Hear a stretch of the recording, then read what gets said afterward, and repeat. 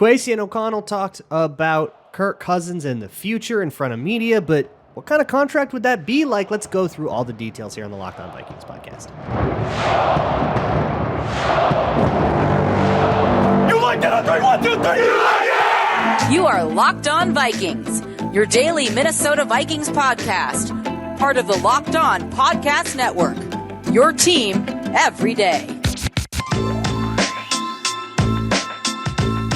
Welcome in, everybody, to the Locked On Vikings podcast, where we're always trying to learn something new. It's part of the Locked On Podcast Network, your team every day. And thank you so much to my hashtag everydayers, those of you who listen to this show every single day. I appreciate you all so very much. If you are new to this show, you can, of course, find it wherever you find your favorite podcasts. You can also listen to this show on YouTube or Amazon Fire and Roku. Just download the Locked On Minnesota Sports app. And you can find the show on SiriusXM and just search out your favorite sports team on SiriusXM. On the SXM app, just search out like Timberwolves or whatever, and you can get hometown broadcasts.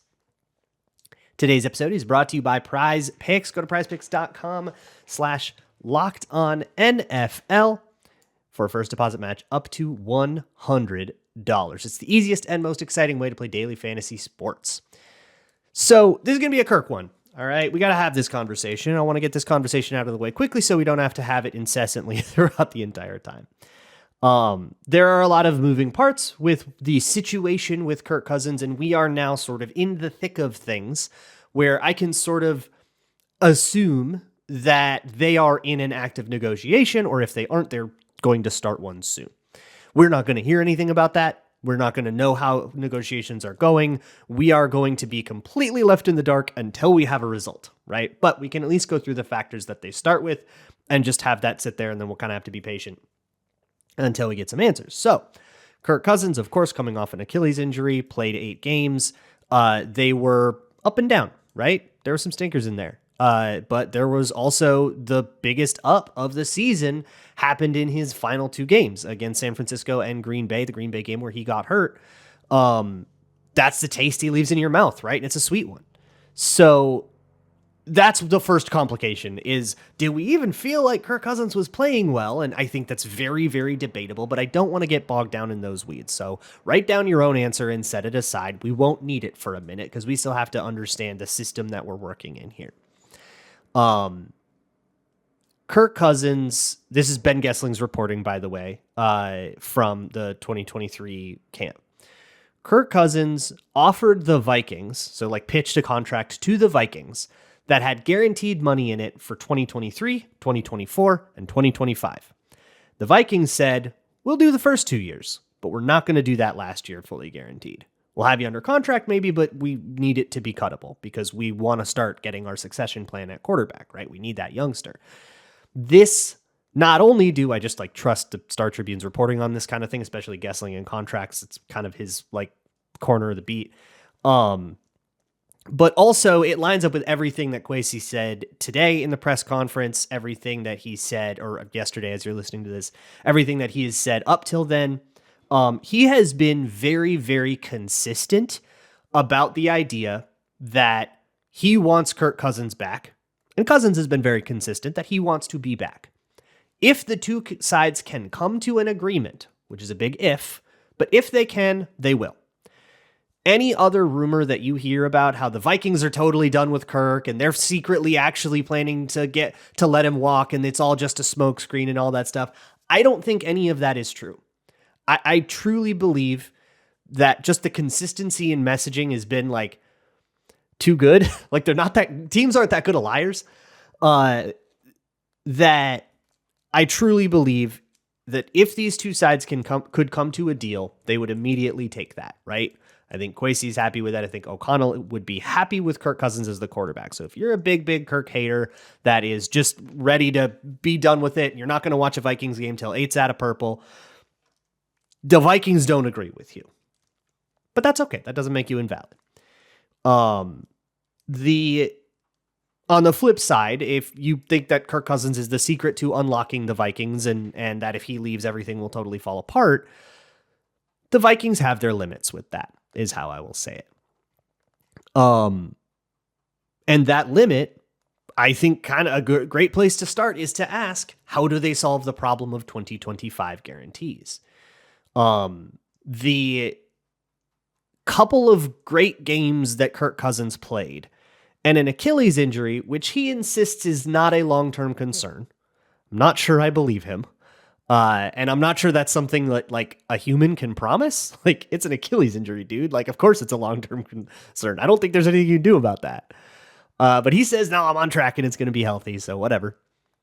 But I don't think that changes a lot in the big picture, long-term plan, whatever it is that Kwesi is implementing right now, which we are still, I would say, uncomfortably not in the know about. It's not really clear to see what kind of team he is trying to build, because there's just no commitments beyond 2025 either.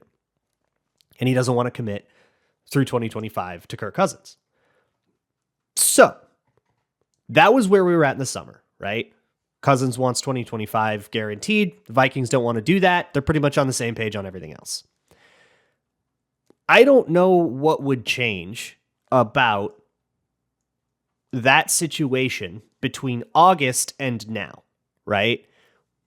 What would change? It's not like Kirk Cousins put together such an extraordinarily different season from what he is known for. He did go out at 500. I know like QB wins aren't a thing, but like that's not exactly beating the allegations. And from like a vibes perspective, right? It's not like, you're going, oh my goodness, this is a different Kirk Cousins. Maybe we should change our willingness to commit to him. You can argue that it was a fine season, but it was fine, right? And I don't think that you can argue that it was extreme enough to change their position. So then you got to look at the only other thing that changed, which is that Kirk got hurt.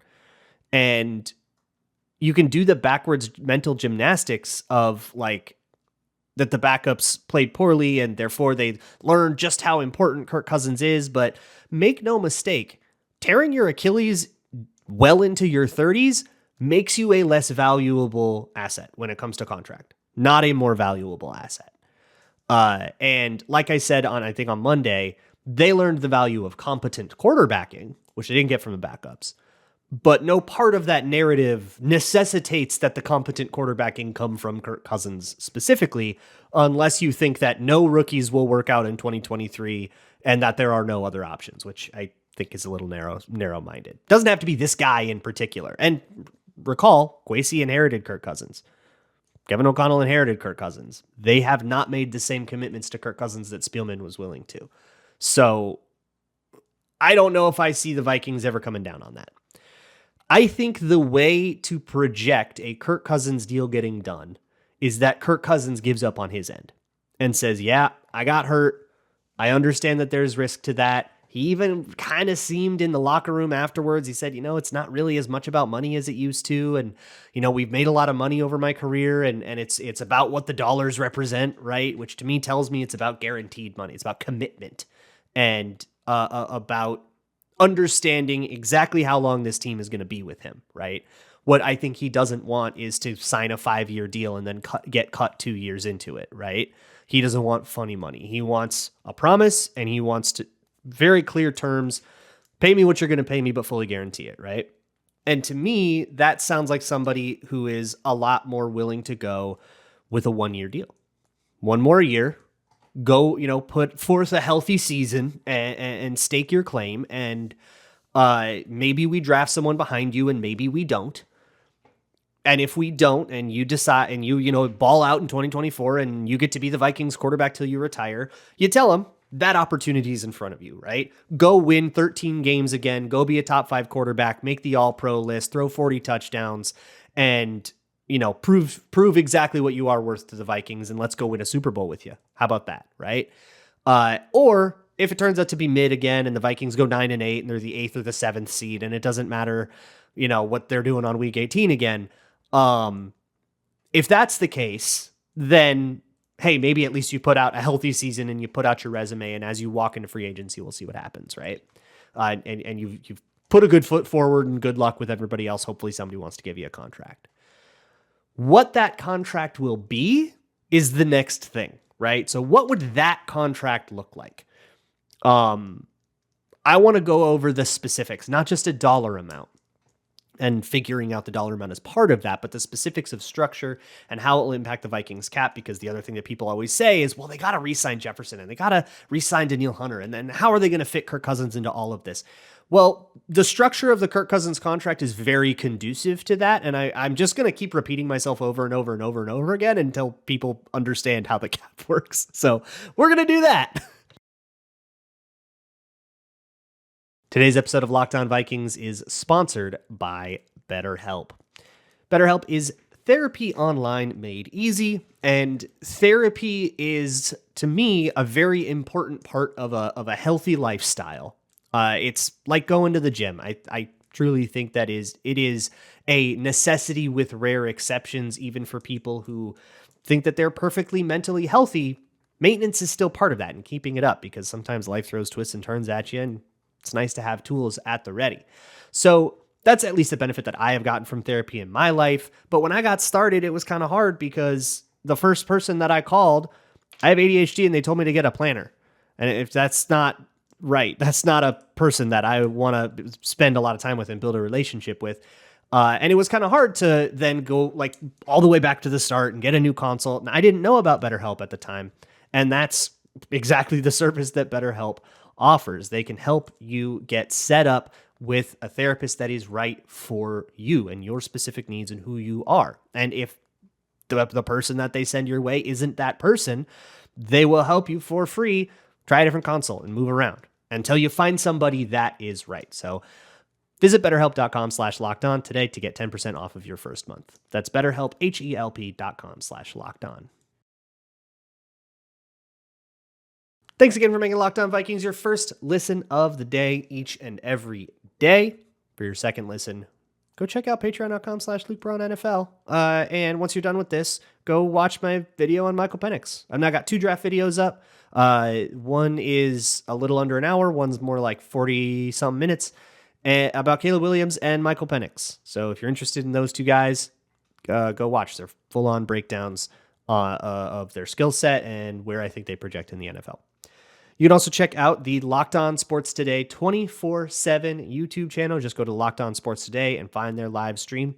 That is all Locked On shows on loop at all times. It is a nationwide sports 24/7 live stream, first thing of its kind. Or if you're just interested in Minnesota sports, Locked On Minnesota Sports has a Minnesota-only version of the same thing. So go check that out. So here's where we're at. Kwesi, in no uncertain terms, wants Kirk Cousins to return to the Vikings and has no issue saying that very directly. Not much wishy-washy to it at all, except for but we got to figure out the contract, right? Kirk Cousins, same idea. Wants to come back, but we got to figure out the contract. So let's figure out the contract. The amount itself is really difficult to predict. And the only person is Brad Spielberger that I've seen have any remote success. I don't think Spot Rack can breathe the same air as him, to be honest. So I'm going to go with his projection, which was 2 years, $60 million, is what he thought the total would be, right? Which is $30 million a year. $30 million is a scary big old number, but it ain't what it used to be. $30 million is less than Daniel Jones. It's less than Derek Carr signed last year, right? And there will be quarterbacks who sign their contracts soon that will be making a lot more than that. So $30 million would be not enough for Justin Jefferson. That's a fairly low number. And I think that's Spielberger kind of bringing in all of the concepts that I talked about in the first section. He was hurt. He's getting older. The 2023 season, while he went out on a very high note, at the end of the day, it wasn't so much better than anything else we'd seen from him to change anyone's mind. $30 million. So let's go with that as a proxy number. And if you super disagree, no worries. Input your own numbers. Ultimately, the way it spreads out across the void years that are already in his contract, it's not going to be a huge difference if you want to quibble over 32 or 28 or 35 or whatever, right? But I think we can all understand, like, probably Kirk Cousins isn't going to make $40 million. Like, that's what you give to, like, QB of the future guys that you want to be in your organization for 10 years, not guys that are at the tail end of their relationship with you, if not done with it entirely. So I did a quick and dirty one. Somebody asked me what what a contract would look like. And I went to the Over the Cap contract constructor, which is a great tool if you just want to play around and like learn how these things work just by sort of mixing and matching and trying to put money here and see how it affects the cap hits. The Over the Cap contract constructor is a great little module that can help you like see the effects as they cascade. But if you want to know more about the cap in general, and if you're confused by the idea of void years and what does dead money mean and signing bonus versus salary versus guaranteed salary versus what's all this stuff for, again, patreon.com/LukeBrownNFL. Last year, I put out a whole explainer in the Football 201 section. You can find that as well as my pass protection thing, my Flores thing. But you can find that one. It's a salary cap guide for adults, and it says, let's count beans on the front. And I counted some beans for you, and you can figure it out. So, all that said, 2 years, 30 mil, right? Let's say that Kirk Cousins says, I give, we don't have to guarantee 2025. And I think if Kirk Cousins says that, a deal gets done. I think that's all if he gives that up, Vikings go, great, let's get this thing in. And they can come to an amount. So let's say 2 years, 30 mil. The first year, fully guaranteed. The second year, not fully guaranteed. So with that in mind, you can kind of fudge the numbers a little bit here. And I think that you can probably front load it a little bit to where you give him a signing bonus of, say, 15 mil. You give him a salary of, say, 20 mil. So he makes 35 right here and now, which he'll be pretty happy with that. And all that can be fully guaranteed. And then a smaller salary next year that is cuttable. So we'll guarantee 35 of this. We'll give him a smaller salary next year that is 25. So if I input that into the calculator, let me just give you the raw cap numbers, and then I'll explain how we got there for like a show my work. But if your eyes are glossing over because I'm talking about math, come back to earth real quick. Here's the numbers you would need to know. If we do that deal, his cap number in 2024 would be $34 million. His cap hit right now, if he just walks, is $28.5 million. So it would add $5.5 million to Kirk Cousins' cap hit right now. Or a better way to put that would be if the Vikings have 37 mil to spend roughly in cap space, it would take 5.5 of that. So you'd be down to 31.5, right? Not so bad. In 2025, his cap hit would be 39 mil if you kept him there. However, you would be able to save $9.5 million by cutting him.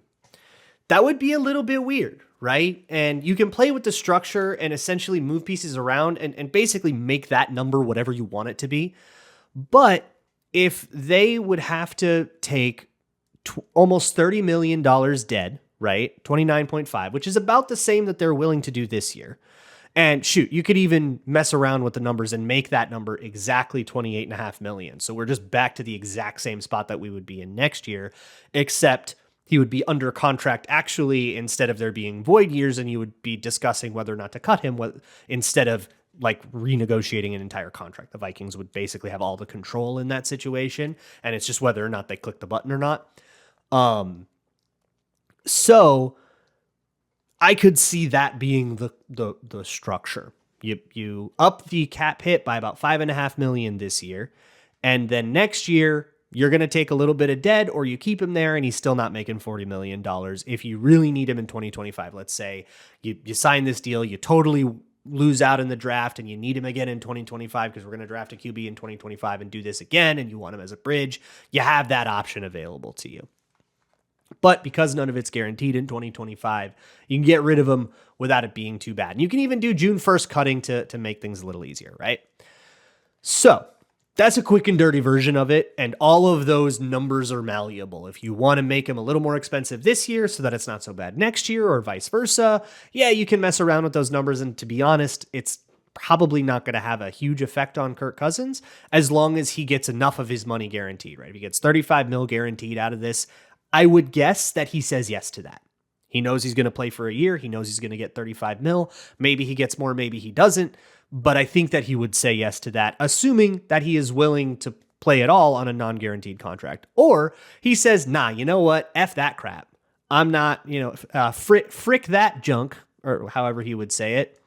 I'm I'm not going to sign a deal that has a fake 2025 year you're just going to cut me in. Just sign me to the 1 year deal. And you go, all right, well, that's not a problem, really. He'll have a cap hit of 34 mil this year, and then he'll just take that dead cap hit of 29.5 next year, and you just don't have any of the fake stuff. You don't have to click the button at all, and you just say, okay, you're just going to go. That's fine. All right, 1 more year. Let's see if we can make this happen. One more shot, one more ride with Kirk, right? That's what we would do. Okay, so why does it not feel as bad, right? Like, doesn't that feel fake? Isn't this whole day, like, Kirk Cousins is going to cost $28.5 million, and then we have to sign him to a whole new contract? Everybody thinks that that's going to be this huge burden, but the burden is kind of like already there. And it's just a matter of if you decide to have that burden again in 2025, which you can absolutely afford to. Obviously, that's going to affect how you can build the rest of the 2025 team. But they don't have any contracts for 2025 that are significant. They have like 2 significant contracts of Brian O'Neill and TJ Hawkinson. And the rest of it's either like rookie deals or like contracts that won't be on the books. Or contracts that are like void year hits or whatever. So you can do that. And it's just a matter of, are you spending 2025 cap to get a 2024 year of Kirk, right? Okay. And I think the Vikings are okay with doing that. So the next question is that worth it? Like, should they like do that? Is that a thing that they should do? So let's actually opine a little bit coming up next. Today's episode of Locked On Vikings brought to you by Jase Medical, and in particular their Jase case, which gives you home access to 5 crucial and life-saving antibiotics that would treat a long list of common bacterial illnesses like UTIs, respiratory infections, sinus infections, skin infections, all kinds of stuff like that. Look, depending on where you live in the world, maybe you're somewhere out that's very rural and it's difficult to get a prescription filled, or sometimes it can be difficult to get a prescription filled at your neighborhood pharmacy, even if it is convenient because of supply chain issues or, the entire state of Florida getting shut down. And if the Timberwolves couldn't get out of Florida, then neither can the people who are trying to deliver your really important antibiotics, right? So why don't you just be prepared on your own, right? Instead of relying on systems that you have no control over, be prepared on your own. That is what the Jase case is for. You can go to jasemedical.com. That's JASE medical.com and use code LOCKEDON to get $20 off of your order. So go get started at jasemedical.com and use code LOCKEDON for $20 off of your order. Wrapping things up here on the Locked On Vikings podcast. Should the Vikings do this? That's the deal, right? So here's where I'm at. And I'm not going to talk about it all year long, but I'll get it out there for one time for this offseason. I don't like it. I think the Vikings should rip off the Band-Aid a little bit. Get out of this Kirk Cousins thing. Kwesi inherited this contract situation that Spielman had painted himself into a corner with. And if I'm trying to give him the benefit of the doubt, I think he did that on purpose, knowing that there was no way he was going to cut Kirk Cousins in 2022. Because he had, $45 million cap hit. All of it was fully guaranteed. The only thing that you could do was restructure it. And I think Spielman signed that knowing that. And I think Cousins knew that as well. I think they went into that negotiation saying, we will set up the contract such that we have to come back to this table so that we can get a new contract done, and we'll just do this 2 years at a time. That's what Spielman wanted to do, but he got fired in the middle of that, and Kwesi came in and said, all right, here's the situation. I'm not going to set up the next 2 years in such a way that we have to come back to this table, right? Feasibly, if Kwesi wanted to, he could have said, thanks, Kirk, but I'm not going to call you. Good luck in free agency. You will void out on March 15th and be a dead cap hit of $28.5 million, and we have organized our cap such that we can absorb that blow. That's not what Kwesi wants to do. That's not what Kevin O'Connell wants to do. And I think the last 2 years have something to do with that, right? They've had enough success where they feel like, oh yeah, no, let's talk about it. Let's get it going. Cousins has won them over in such a way, but it didn't have to be that way, right? Like, that was an active decision that Kwesi has made. And at this point, should Kwesi Adofo-Mensah sign Cousins to a new deal, I don't think it's fair anymore to say that he's inherited Kirk Cousins. He has chosen Kirk Cousins. Same with like Garrett Bradbury, right? Garrett Bradbury is a guy that Rick Spielman drafted, but he was in free agency last year. And The Vikings brought him back. He's now a Kwesi guy. That's Kwesi, you now pick that guy. And anytime Garrett Bradbury does something good, you get credit. And anytime Garrett Bradbury does something bad, that's a cost that you incurred by cheaping out at the center position. Now that's a decision we can hold him accountable for. And for the last 2 years, I don't think that applied to Kirk Cousins, because in 2022, you couldn't get rid of him, right? There was a rumor that maybe they could have traded him for Baker Mayfield and a couple of second-round picks. I don't think that would have been successful. Although I guess I should probably admit that Baker Mayfield's in the playoffs and Kirk Cousins isn't, but there's a lot more at play at that particular thing, right? One of them tore their Achilles. But I digress. Point is, even if that rumor is true or not, which I don't know where it stems from, and I don't think anybody serious has really gone out and corroborated it, like with the reputation on the line. So call it just a maybe for now. That doesn't seem like that feasible of an out, right? Well, yeah, you can get rid of your franchise quarterback. You can go get this guy that at that time was kind of seen as like a backup at best. And you can just like die for a year, right? And that's not going to fly with the Wilfs. That's not what the Wilfs hired Kwesi Adofo-Mensah to do. Speaking of that, by the way, so in Kwesi's presser, somebody asked him about that and was like, hey, there's this like mandate for the Wilfs to like not get a young quarterback. What's the deal with that? And I don't think that reporter represented the actual mandate properly, which sort of sabotaged the question, because now Kwesi can say, oh, well, that's wrong. You don't know what you're talking about, and like kind of get out of it that way. But there is a mandate from the Wilfs not to never get a young quarterback, but to never be unserious at quarterback. That is my understanding of the mandate. You may not have an unserious team. No Sam Howelling, right? No rolling into a season with Jaren Hall and some hope. If you're going to roll into a season with Jaren Hall as your de facto starter, it's because he beat out a first-round rookie that you were trying to start, and we had a camp competition. That's my understanding of the mandate. For a lot of people are really worried about the mandate. The mandate is always be serious, never do the Commanders thing. So anyways, that situation with Kirk Cousins had to be the guy in 2022. And to make that work, they had to make Cousins the guy in 2023, right? Because the dead cap would have been too crazy, and they kind of had to tack a year onto this to make things work out, right? So we needed a 2-year Kirk Cousins plan. Going into year 3 of it would be a much more active choice. And I don't think that we need to be stapled to this guy. Y'all know me.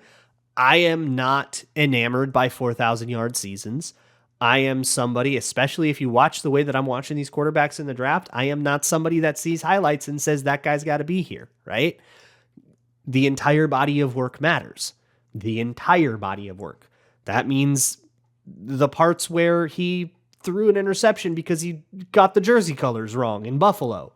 That means the unaware strip sacks and the interceptions against Philadelphia in 2022, that 3 interception meltdown where he just kept trying to touch pass over Avonte Maddox and never get there.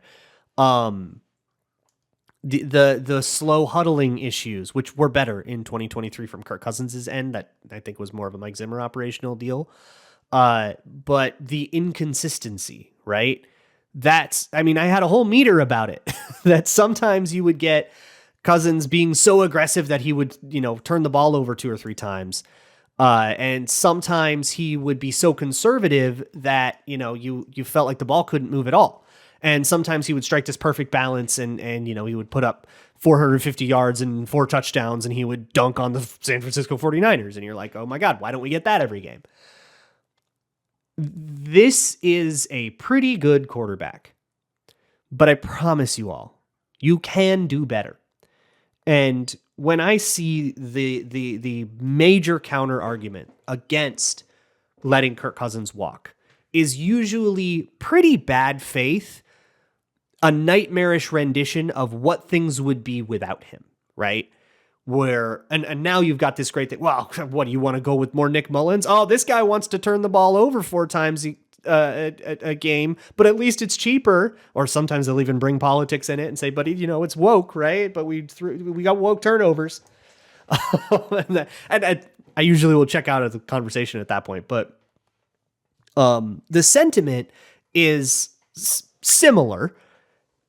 And I don't think that it's true at all. right? The alternate to Kirk Cousins is not Nick Mullins. It's possibly Jaden Daniels. It's being really aggressive, right? Atlanta might want to trade up for a quarterback. The Raiders might want to trade up for a quarterback. The Vikings might want to trade up for a quarterback. And the Vikings need to be the team that outbids those other two teams. And guess what? I kind of think Kwesi might. Like, he tried really hard last year. And he was willing to sell the farm for Anthony Richardson. I mean, like, sell the farm for Anthony Richardson.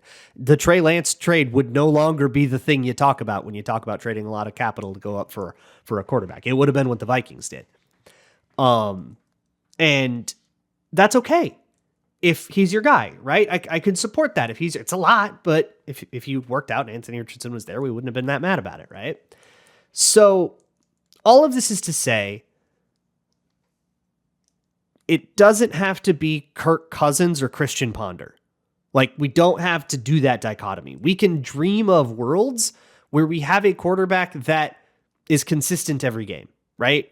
A quarterback that doesn't fall back into old habits at random points when the moon is right or whatever. We can do that.